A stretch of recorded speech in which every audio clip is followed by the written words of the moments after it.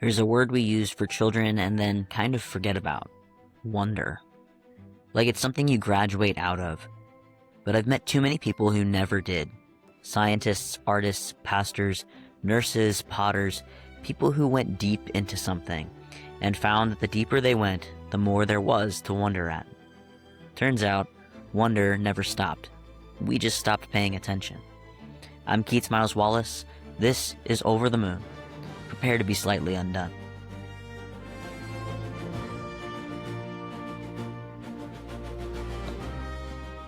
Hey y'all, this is Keats Miles-Wallace with Over the Moon, and today I have the wonderful opportunity to sit down with Sarah Mayer Flatt. Sarah, would you introduce yourself in your own words? Sure. My name is Sarah, and I use she, her pronouns. I am a full-time wheelchair user and have been paralyzed since I was 4. I'm also a pastor in the ELCA, which is the Evangelical Lutheran Church of America. It's a pretty progressive-leaning Lutheran denomination, mainline Protestant denomination, and I've been a pastor for 13 years. And I live just outside of Detroit, Michigan, with my husband and our dog, Penny.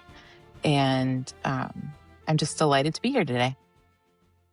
Awesome. I think the thing that we originally talking about, and I imagine what we're going to talk about today, is disability justice. How do you describe that work to someone who's never heard that phrase before? Yeah, so disability justice is the work that we as a population need to be doing to have um, there be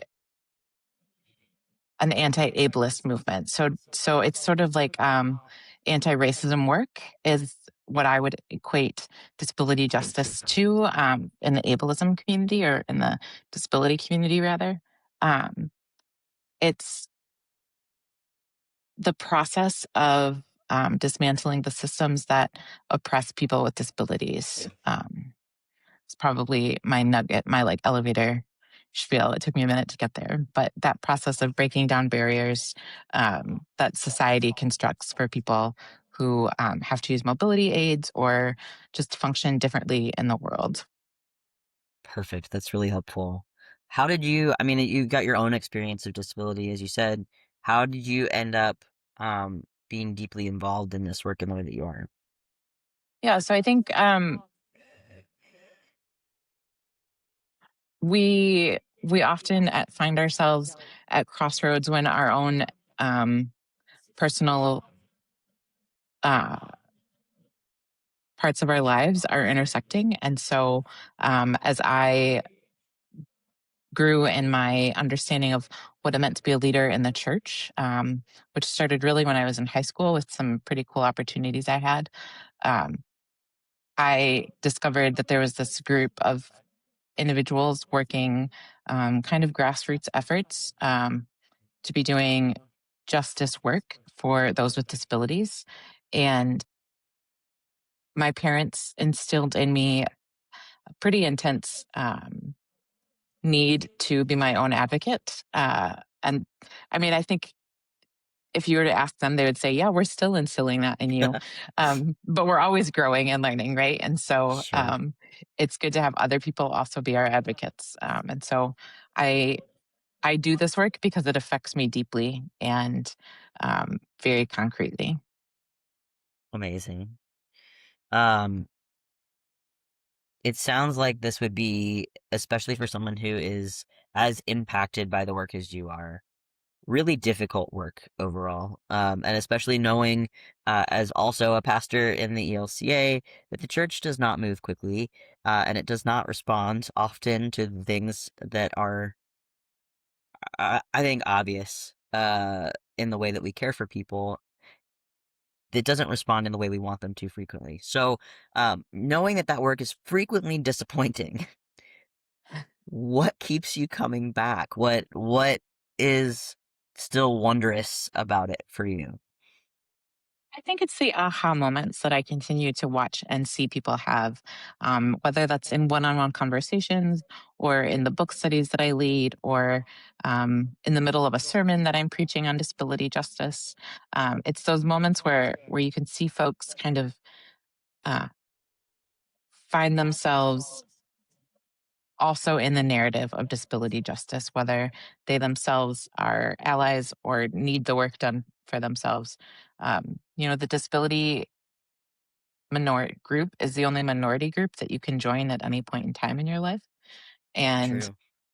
um, I think folks are aware of that and are also scared of that. And so when they hear, particularly in the church, when they hear that our God is a liberator of the oppressed, and that includes folks with disabilities, there's opportunity for those aha moments to happen. And those are what keep me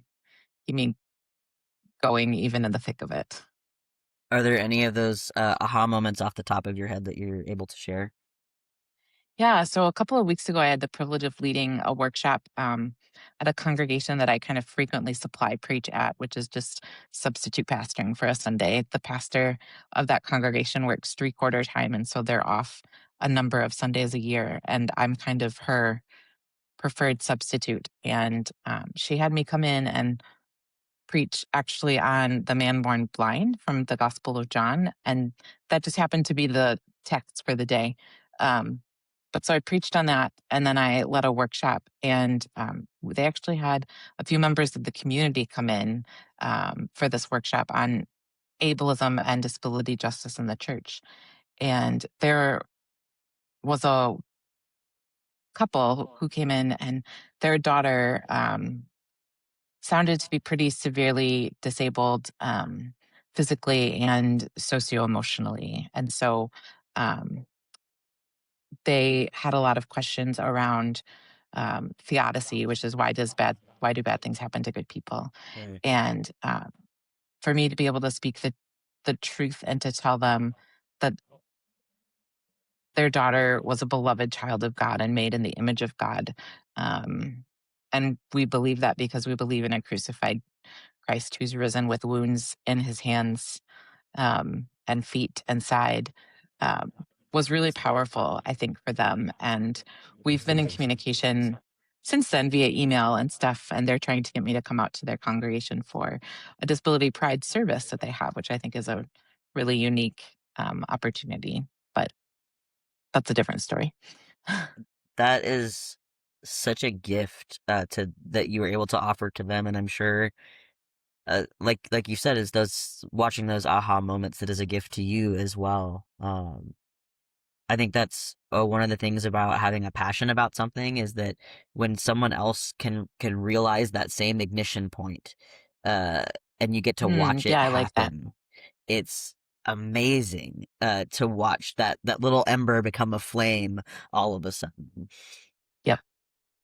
Uh, when for you did you begin to understand disability justice not as a niche ministry concern or a budgetary we need to put a ramp in, but a full theological question that is really central to faith?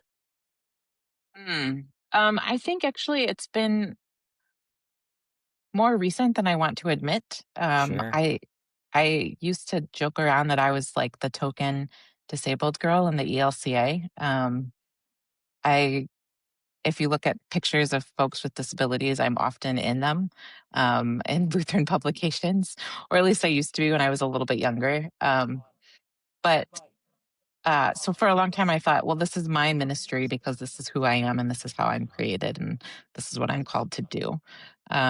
But over the last 5 years, have had some pretty significant health concerns, Mm, and I've that's um, put me on actual disability, so I don't work full time, which has given me a lot more time to read and to engage in conversation with conversation partners across the church. And um, reading a book called My Body Is Not a Prayer Request Okay. by Dr. Amy Kenny was really like eye opening for me in terms of, there are other people that are doing this work and it's not a solo or as siloed as I think it is. Um, there's people doing this work and they're writing about it and they're inviting others into the call. And I think for me that was my big aha moment in this work was reading that book and recognizing so much of myself in my own call um, in that and having words explained that I hadn't necessarily been able to give voice to beforehand. And that was within the last 5 years. So it's been a newer um, kind of public journey for me, I guess I would say. I think that the last 5 years mark is also when I started to see some of um our theological focus shift towards like, hey, our sense around disability and the way that we speak about it is actually a theological statement. And whether we do that well or poorly, we are speaking about God's opinion of these things. We know that the church has a really complicated relationship with bodies, and bodies that need healing, in particular, bodies as a Mm, metaphor, and bodies that don't conform. Part of that, I think, is a scriptural inheritance. And part of that, I think, is just kind of the pervasive narratives of our society. But how do you navigate that legacy of the church's complicated relationship around bodies? yeah. You I have to navigate it pretty boldly, to be honest with you, because if you're not speaking truth to power, then and the complicated systems and structure that there always is, then I don't think we're living out the gospel as it's meant to be lived out. And so, Sure. um, ableism isn't the only ism that affects our bodies, right? In fact, all of the isms that I can think of naming at this moment in our society affect our bodies and the way that our bodies are created. And I just continuously go back to that imago Dei of being created in the image of God and being holy with that and recognizing that that is theological and scripture based and not Beautiful. ecclesiastical based, not church based. Um, but there are lots of places where the church has gotten it very wrong with bodies. And that's just kind of the continued work that needs to get done. There's until very recently sort of this misunderstanding that like, well, if one person in the disability community has this need, then all people in the disability community have this need, and that's, as we know, not the case. All people are unique and different, and therefore their needs are unique and different, and um, need to be honored that way, as opposed to tolerated. That is a huge point that tolerating people is not, or tolerating behaviors even, that's not actually a gift. Uh, Right. People will say, well, I'll tolerate it. And it's like, well, yeah, but that means you still are mad about it. You're just not saying anything. Yeah. um, where do you find our theological tradition? And I think you've leaned into it here with the wholeness of the body, no matter what the body looks like. But where do you find our theological tradition actually useful, and where does it need to be just completely rebuilt? Mm. I think in the Lutheran Church, our understanding of body and being made in God's image is a really helpful and concrete tool, um, and space to begin. Um, the interpretation that a lot of congregations and denominations have of disability being caused by sin Mm. or suffering is incredibly harmful and unhelpful, and that needs to be just thrown out the window. Um, Absolutely. Difference does not equate bad. And I think um, that's true of all bodies, whether that's the color of skin or the gender expression of an individual. Disability does not equal bad. And that's where the problem um, of particularly interpreting healing scriptures comes into play. That's always been one of the things that's been really interesting to me. And you've noted it in The Man Born Blind that you were able to preach on recently, is that you've got this scripture that's like, oh, well, this was his parents' fault. Like, it's their sin that caused their son to be blind. And then at the same time, I'm a little bit of a studier of world religions. And so I look back towards uh, at least Maya cultural interpretations. And the Maya believed that people born cross-eyed were gifts of the gods, that they were more related to the heavens than to Mm, the general people of Earth. And so it's a really interesting split, and I think there's a also the global north, global south dynamic going on there too, um, where we do have this really pervasive and not always explicit um, narrative of yes, if some part of your body is different, or if there is a level of disability or something about you that makes you, I don't want to say not function in society as you should, but that's the interpretation, right? right. Um, and we have that narrative, and then the global South, I think, historically, at least in Maya tradition, has had much more of a, well, that difference makes you notable and unique, and touched by God in a different way. And so it's just really fascinating to me that we have that split. Yeah. I don't know nearly as much about that as you do, but that's a fascinating way to think about it. You know, Oftentimes, um, uh, I guess what you were thinking of helps me or causes me to think of our Native and Indigenous brothers and sisters who see folks who are on the LGBTQIA spectrum as being two spirited and being Hmm. kind of extra special in their difference as well. Um, so I think that there is a global split, but I think there's also maybe more of just a colonial split, right? And that Absolutely. um, colonialism talked and practiced the belief that if you were different in any way, we were coming to save you from yourself. And that's not what needs to be happening to folks with disabilities anymore. We don't need others to save us. Jesus has already done that. We just need to be accepted and welcomed into the community. And says so much about, I think, the way that we are in colonialist cultures or descendants of colonialism willing to squash the god out of someone to make them fit the Yeah. norm, right? Yeah. That's, you can't see me, but I'm nodding my head vigorously. Yes.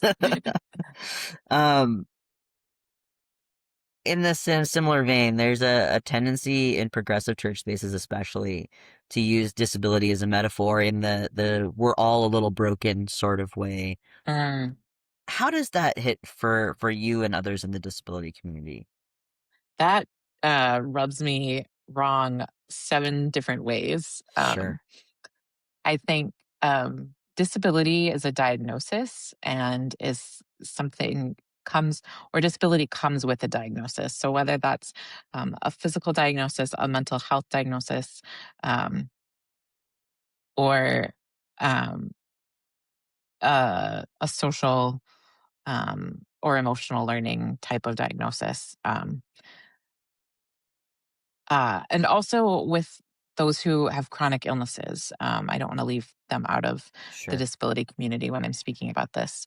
Um, in that respect, um, disability is seen as something that needs to be fixed or cured, um, and the idea that we're all just a little broken um, erases the importance of disability identity in our culture and takes away that sense of urgency when it comes to the work of disability justice, I That's think. big. Um, it also just isn't true. Like, it's if you are an able-bodied individual, that means that your brain is wired to receive the messages that are put out into the world the way that our world puts them out. And it means that you can physically move through all of the spaces of this world um, with ease, and that there are no barriers for your participation in society. Um, so yeah, that sense that we're all a little broken, that is probably one of my biggest um, pet peeves, or things that people will say that just makes me cringe. But we hear it a lot. We do hear it a lot. Well, and I think it, as you're talking, you're helping me generate some feelings around it myself, which is also that when we say that we're usually talking about spiritual brokenness. Um, Hmm. and to align spiritual brokenness, which we usually call sin, with disability, uh, being broken in some way in body or mind, that is a major problem Yes, that is like theologically. that is just grossly inadequate. uh, it's one of those things where like the intent may have been good, right? I can bite that that was probably not poorly intended, and the impact and the way that we use our words unintentionally is almost more important, or actually more important than the ways that we intentionally use them. And so when we say things like we're all a little broken, I think we drive home that narrative that we kind of started with in this conversation, which is that somehow disability is sinful. Right. Yeah. Yeah. It just goes back to that basic like equation: disability equals bad, ability equals good. And um, I think you hit the nail on the head when you talked about the sinful, or the spiritual brokenness being equated as being sinful. And that's not what we know disability to be. Totally agree. From a practical perspective, knowing that this is a justice work issue, what does a genuinely accessible church community look like beyond ramp and loop into culture and liturgy? Yeah. I think a genuinely accessible church community doesn't exist yet. So to describe one feels a Sure. little bit like describing heaven. Um, but I think that there's an understanding and a cultural belief that folks with disabilities would be welcome regardless of what their disability was, and that they would be able to participate in the life of the congregation as best they could. And so so that might mean um, folks with physical disabilities still being asked to participate in leading worship. And um, I think even more than a ramp, I'm big on universal design at this point. Okay. And so having no need for stairs um, is even better than having a stair and a ramp access. Um, the culture and the idea that ministry is not just for folks with disabilities, but with folks with disabilities, um, is a big um, access point that takes a long time to come to, and to come to that understanding. The church tends to kind of stop their participation at like a pity or a charity model of disability, and saying like, oh well, look at us, aren't we, like, let's pat ourselves on the back and give ourselves little pecks on the cheek because We built the ramp. Wasn't that we built the nice? ramp, or we put an automatic door opener at the front door, and with the we put in the button, that magic button that everybody talks about. And instead, it's really that sense of like, how are you caring for folks with disabilities within your community? Um, One thing that I talk to churches about is the expense of being disabled.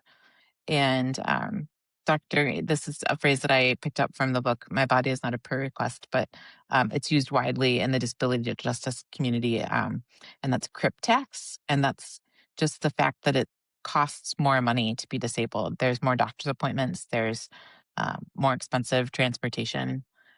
I once posted on my Facebook that I was traveling for a meeting, and um, the understanding was I would just call an Uber. It was a relatively large city, and so we assumed that there would be accessible Ubers, and there wasn't. And so I had to call a taxi company and get an accessible ride. And an Uber from the airport to my hotel, just standard, would have cost less than $10, and the taxi ride cost over 100 um, for the exact same service. The difference being that it needed to have a ramp into the car, and so. Um, how are communities and congregations supporting those in their communities who are dealing with this like oppressive um, financial burden? Because the flip side to it is many folks with disabilities um, work for less pay if they work at all, and so there's a sense of reliance on a system, quote unquote, that's so broken that folks with disabilities struggle to get married because they'll lose their Social Security benefits if they um, marry somebody who works. And so there's just so much. Gosh, I've forgotten even what your initial question was because I think, oh, a perfect community. Because I think there's just so many things that a community and a worshiping congregation or worshiping community needs to consider to become accessible. And that's the financial side of it is one thing that freaks people out to think about. Yeah, I think that's one of the reasons that a lot of congregations don't want to dive into it. They would rather pass off that crypt tax to people who are disabled than do the money work of making things simpler in their own congregations. But um, oh, you had a great thought, and I jumped on it, and then I lost it. Shoot. Um, it'll come back. All right. Anyway, in that vein of oh, that's what it was. Uh, it sounds like an accessible congregation is not like something that you could give a handout about and be like, well, here are the 16 things that you need to do to have an accessible congregation, but something that you actually need to know your people who are experiencing disability and know the things that are impacting them and build around that to the best of your ability. Yes, absolutely. A lot of places will say, well, we don't need to be accessible because we don't have anyone with disabilities in our midst. And um, 1 in 3 people in this country will experience disability at some point in their life. And so for you to say you don't have anyone with a disability in your midst is to say that you're excluding folks with disabilities because there's absolutely no way that you don't have folks with disabilities in your midst. Um, you just are not welcoming enough for them to feel like they should spend the time and energy in and among your people. And often disabilities can be invisible too, and I think we miss Absolutely. a lot of those chronic illness folks who are dealing with mixed connective tissue disorder or things that are not so pervasive that they need necessarily sometimes mobility aids or things like that, but they're still experiencing a different experience of life. Right. And I mean, there's also the aging population of congregations, right? As we age, our bodies fall apart. And that is definitely something that um, we don't like to talk about in our culture and society because it's seen as a sign of weakness and Right. problematic that we'll have to rely on other people to help us do X, Y, or Z as we age. Kind of that sense of losing independence. But if if you don't even have older folks with disability needs in your congregation, like you're doing something really wrong. Yeah. You're very clearly not paying attention if you think there's no one who has a disability need in your congregation. Right. A similar vein, what is the most common mistake that even the well-meaning congregations make? Mm. I think it has to do with going back to that sense of pity and charity that I mentioned earlier. That idea of well, we've done this, and aren't we the good congregation? That behavior and mindset is not um, again, it's not helpful because it is not uplifting the important aspects of disability justice and work. It's simply um,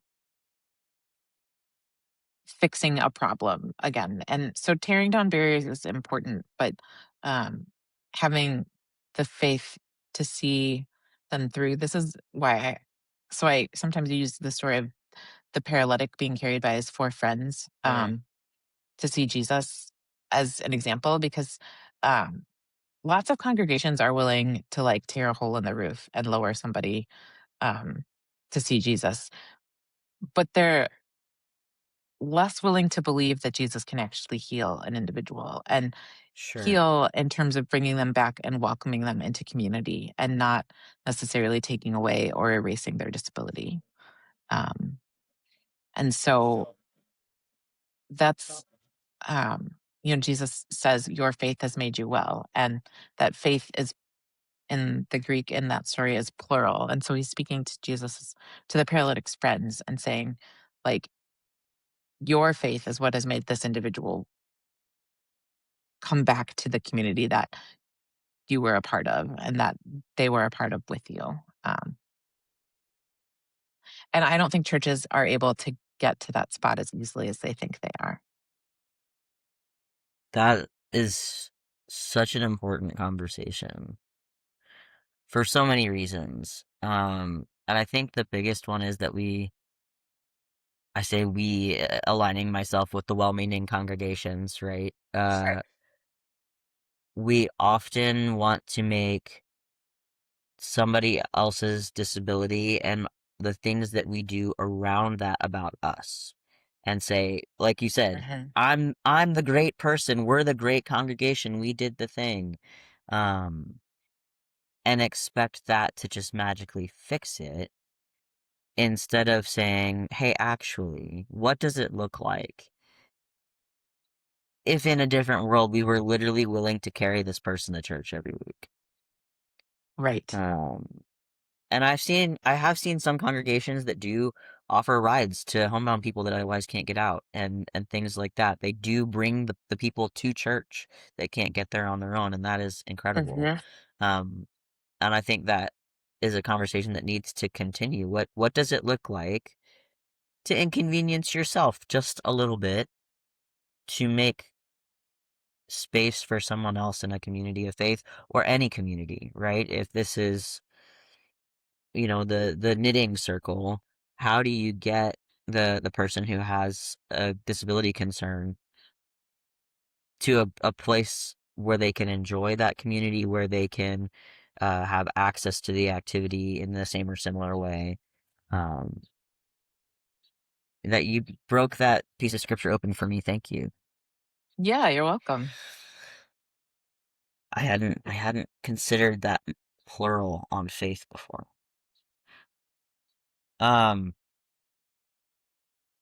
Speaking of scripture, and the ways that we look at things, um, how do you hold the tension between celebrating neurodiversity and disability identity with the very serious and very real suffering that some of these conditions involve? It seems like a tightrope to walk. Hmm. Yeah. So disability does not equal bad, but that doesn't mean that symptoms and realities of living with disability are not downright unbearable at times, right? And it's unbearable, again, because our society is structured in such a way that that that person's needs are not seen as the norm. Um, but there is a spectrum to disability, just like there's a spectrum to all other sorts of isms in our world. And um,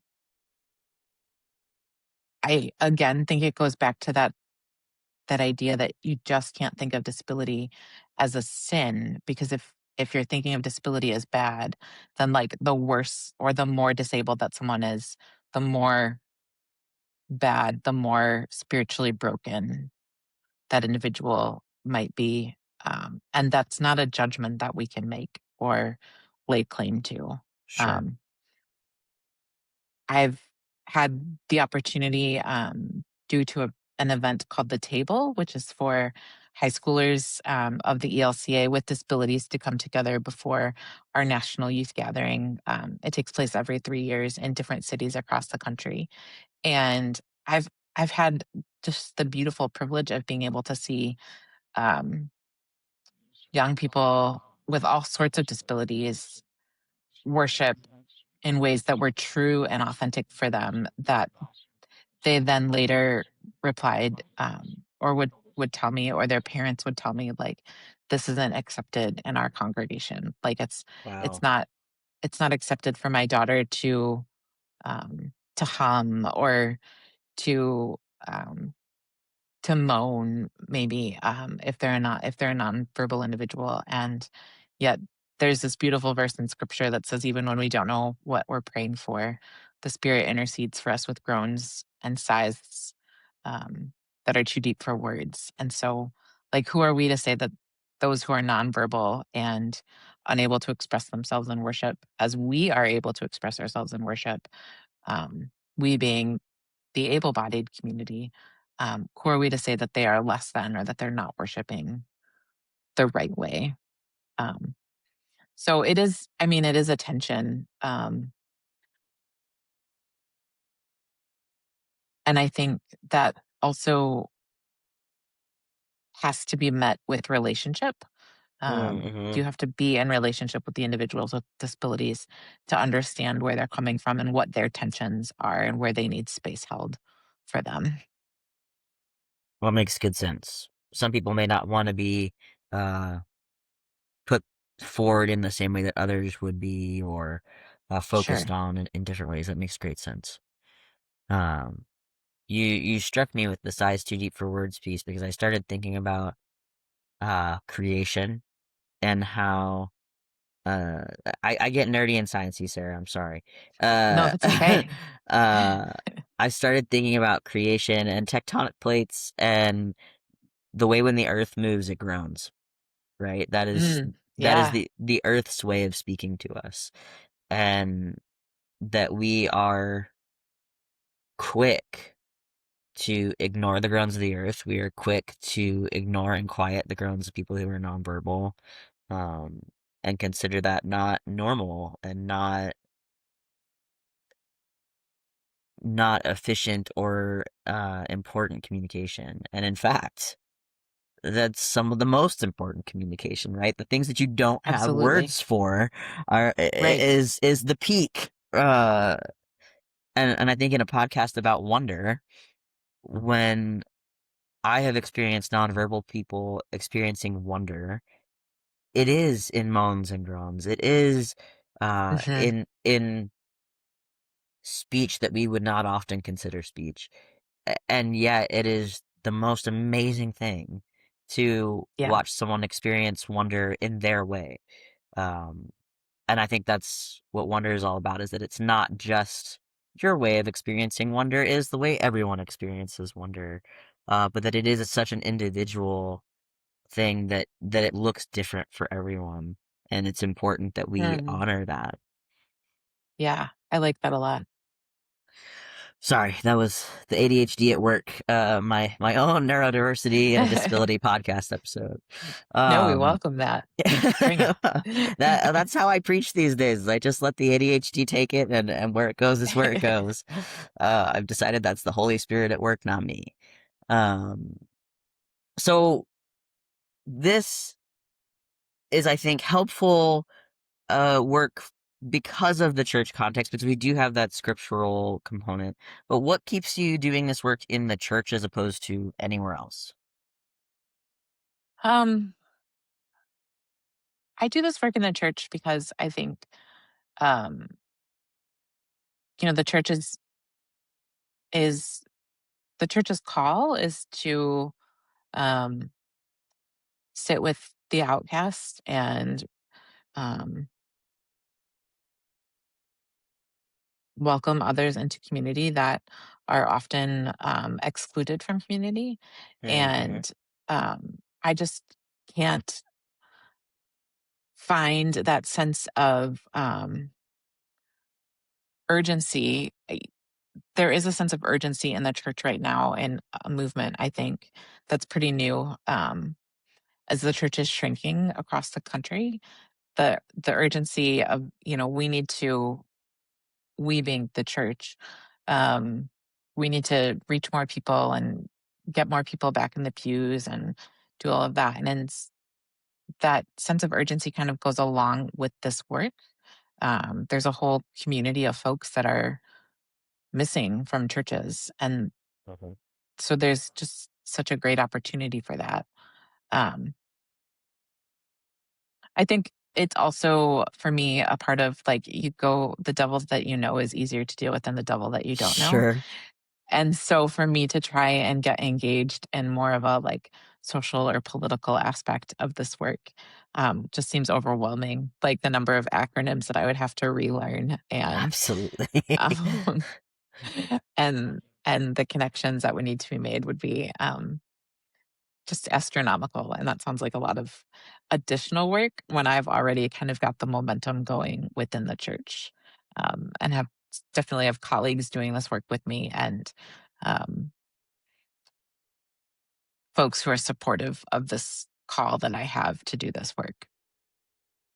I think there's a component of it too that is also, if the church can't figure this out, who can? Right. I mean, we've got 2,000 years of scripture that says you should be able to figure this out. Yeah, that's a really good point. So I'm glad that you're in it and have generated that momentum in this place in the denomination that we share, because I think it's desperately important for us to figure it out.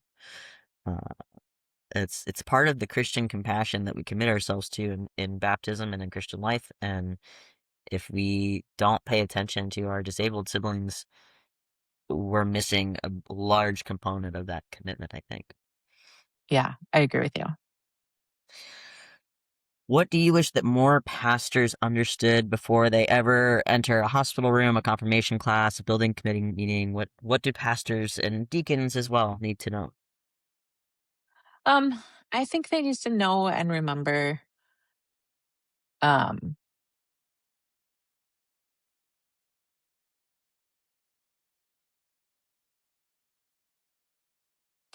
that they're not doing this work by themselves. And oftentimes, I think pastors and deacons, rostered leaders in the church, find themselves feeling pretty isolated, especially in justice work, um, because you'll have some people in your community who are really hands on, and then you'll have other people in your community who are really hands off and saying, like, that's somebody else's job, or I'm doing this kind of justice work, or I'm doing that kind of justice work. And so, um, it I mean, empathy exhaustion is a real thing. That's Absolutely. not the right phrase, but we know what I'm talking about. And so, for pastors to know that they don't have to get it all right the first time, um, but to be the lead in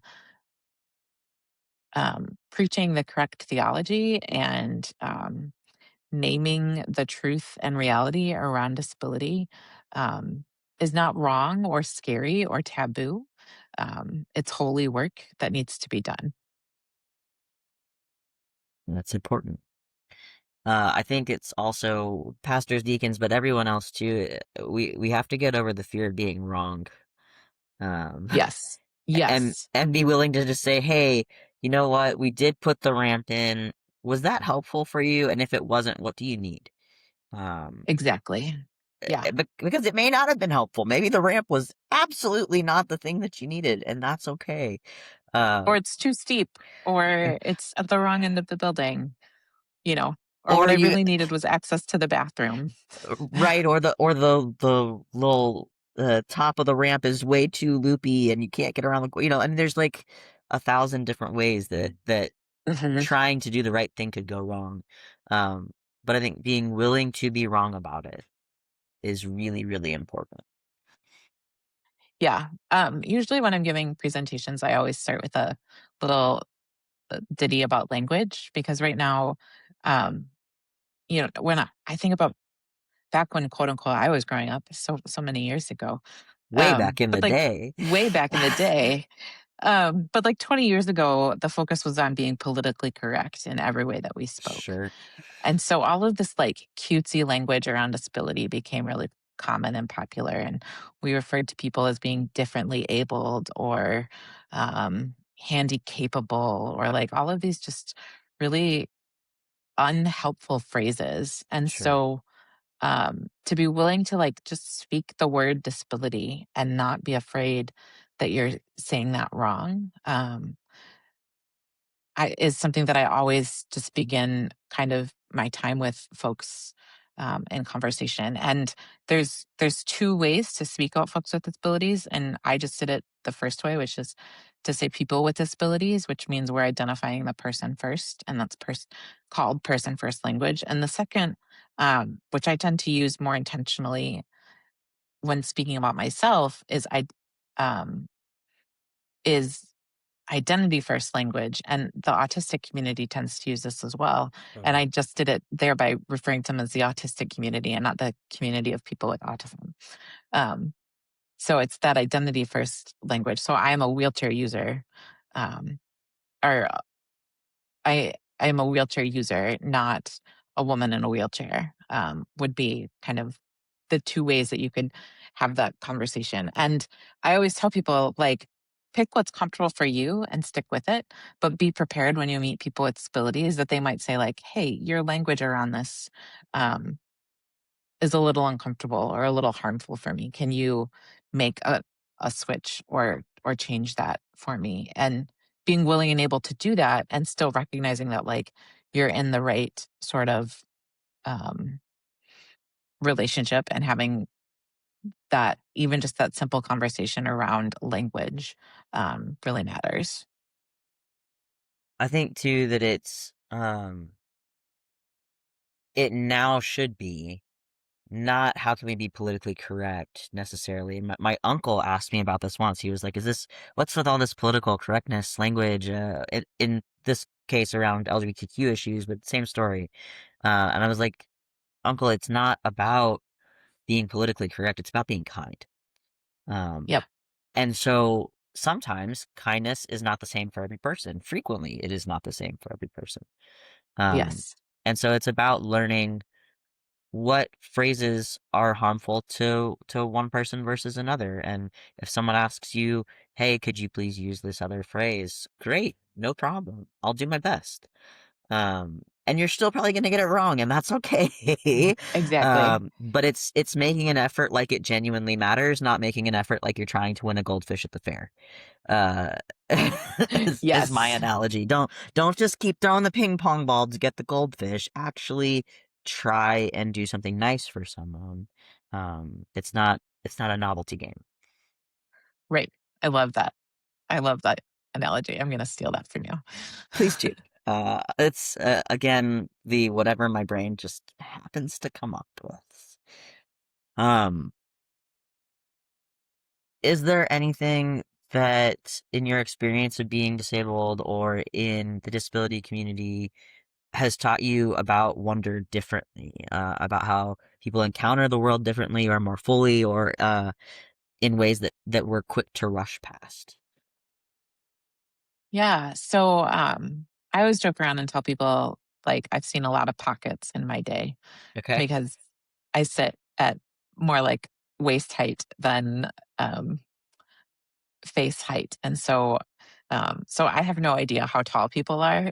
Like my sure. husband can usually guess within an inch as to how tall somebody is, because he just bases it off of how tall he is. And for me, everyone is still like 3 feet taller than I am. And so that Right. doesn't um it's just not a it's just never going to be a skill on my ministry site profile that I have. Yeah. Um or my whatever we call it, my RMP, my roster leader profile, not my ministry site profile. But um uh I as a person with disability have had incredible opportunities that have only been able and have only happened because of my disability. And I don't shortchange that at all. And I'm so grateful for that in my life.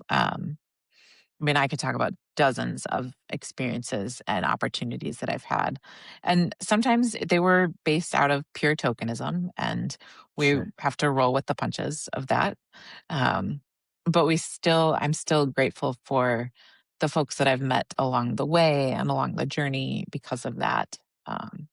And so I think that um, when we're able and willing to meet people where they are with their disability, we're able to embrace wonder in lots of new ways because we're encountering the divine in somebody that looks complete, that might look or speak or hear or interpret the divine completely different than I do. And I mean, like, what is not wondrous about that? Um, I think that that's important. Yeah, I mean the variety alone is wondrous, right? Yes. That there are so many ways to experience those moments where you just can't say anything. The only word left to you is wow if you have words. Um Right. and I think I talk in an article I wrote recently about the escape velocity of wonder and how um it has an escape velocity. There's an amount of wonder that has to build to a certain point before you recognize it as such. And so Mm, I think for everyday people that level is pretty high. Um where something as simple as tying your shoes is not going to cross that wonder threshold. right. But I think for many in the disability community, or who are loved ones of the disability community or friends of the disability community, that threshold can be much lower and in a way that wonder is experienced much more regularly than Hmm. what able-bodied people might experience. And I remember specifically, I used to mix paint when I finished my internship.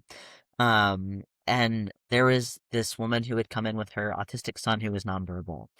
And he was just the cutest kid. He loved color, and so they would sit at the paint chip wall and look at all the colors.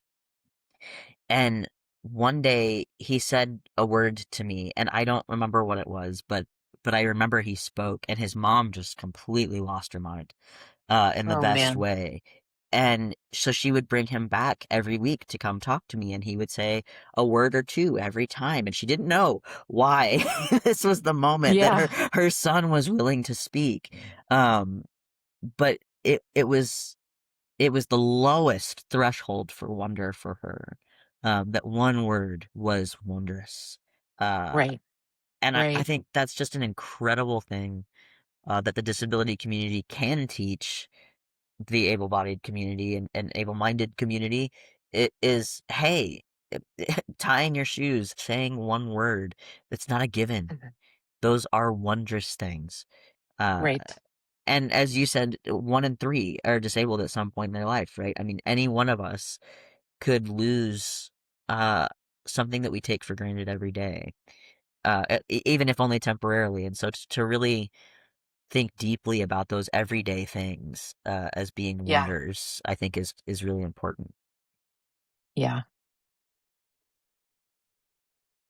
Yeah, that's great.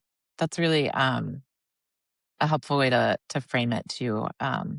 Because and for so many in the disability community, for me, I think one of the wonder thresholds that I have is experiencing the kindness of strangers, whenever um, that's about. Sometimes you have to put up with the stupidity of strangers as well, but Sure. um, exper- experiencing the kindness of strangers in ways that like that might not um, be an interaction that able-bodied folks would have. Just the other night, I went with my husband and we went grocery shopping, and there was a gentleman who we kind of like kept running into in the aisles in the grocery store. Like you go on the same pattern as maybe the same couple of folks. And he was also a wheelchair user, and his chair was this like lime green color. And I finally had Amazing. to stop him and be like, "Sir, I just love the color of your chair." And um, we went on to just have a really lovely conversation about the day and the space we were in. And as we walked away, my husband was like, "Only you can have these conversations with people." And I was like, "No, I mean, but I think maybe there was some truth to that. Like I thought he was giving me a hard time, but I think that um, there's thresholds that I can cross with individuals because my disability creates not just it doesn't create a barrier so much as an as a opportunity to interact with others in lots of different ways. Amazing. And not something that we think about very often, I think, where those Right. barriers are and aren't based on identity or experience. All right, I'm down to my last two questions, and then you can tell me if I forgot to ask anything I should have. Um, Okay. this is my random question that will never actually happen. But Got it. if Men in Black showed up at your door and they said, Sarah, we have to erase your memory because you saw something you shouldn't have. You get to keep one thing. What is your one thing that you want to keep? Mm. Um, I think it would have to be the moment that I knew I fell in love with my husband. Oh, that's amazing. Yeah. I think it would be that memory. He we went to a graduation party, and this was really early on in our relationship, which is I think what terrified me about the memory as well. But we went to a graduation party, and I was pastor of a country church, and he grew up in the town that I was pastoring, even though we met on the internet.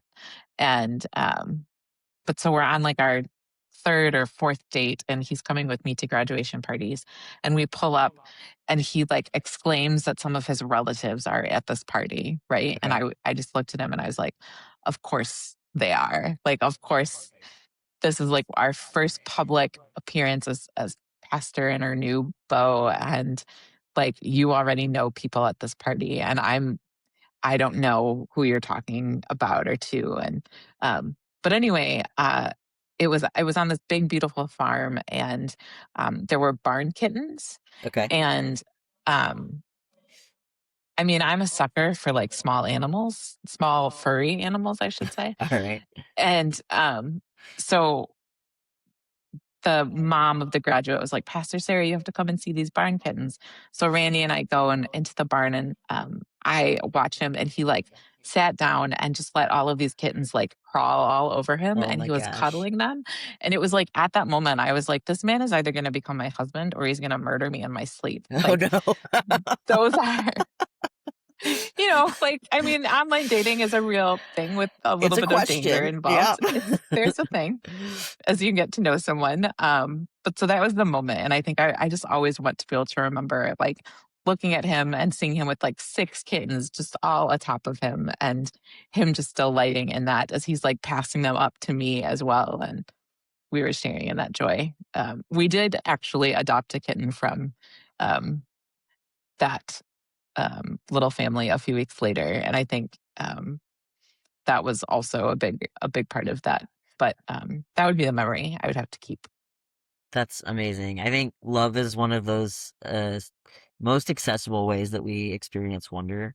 And I really appreciate that often when you figure out that you've fallen in love with someone, it's not the cinematic orchestral music major moment. It's just these Oh, right. little flips. And you go, Yep. "Oh, wow. Now we're in a different place and a good one." And I just love that. Yeah, that's a good question. You should ask all of your guests that question. I am. It's one of my two end questions that everybody gets. Um, Okay. the other one is, what are you still wondering about? Hmm. I wonder a lot about the future and what Okay. that holds for us and um where we're going with things. And I think part of that is just based on my own, as a person with a disability, I often find I have to be 2 steps ahead of everybody else because I have to make sure that, like, the place that we're going is accessible, or the experience that individuals wanna have is something I can participate in, that sort of understanding. And so, or I have to be thinking, like, what extra supplies do I need in order to make this a successful outing? That's what, those sorts of questions. And so, I'm constantly wondering about, like, the future and where will I be in 5 years and what does that look like? And I've got some serious wonderings going on in my life, around, furthering education and that sort of thing. And also just this sense of call of how to continue to um, bring worshiping communities closer to the disability justice work and what that looks like. That is some great wondering, uh, especially because it's all centered around call, I think, and where God is leading you and the church in this space. And that's big questions, and hopefully really big, good answers. Yeah. Yeah, hopefully. Sarah, what did I not ask that I should have? I don't think anything. I think this was a lot of fun. This was great.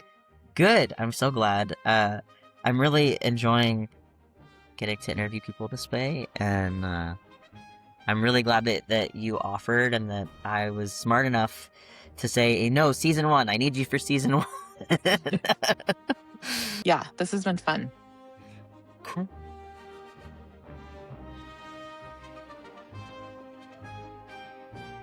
That's what this show is, a conversation with people who kept looking and found something worth sharing. I'm Keats Miles-Wallace. If something in this episode cracked you open a little, pass it on and come back next time. Wonder never stopped. We're just paying attention again.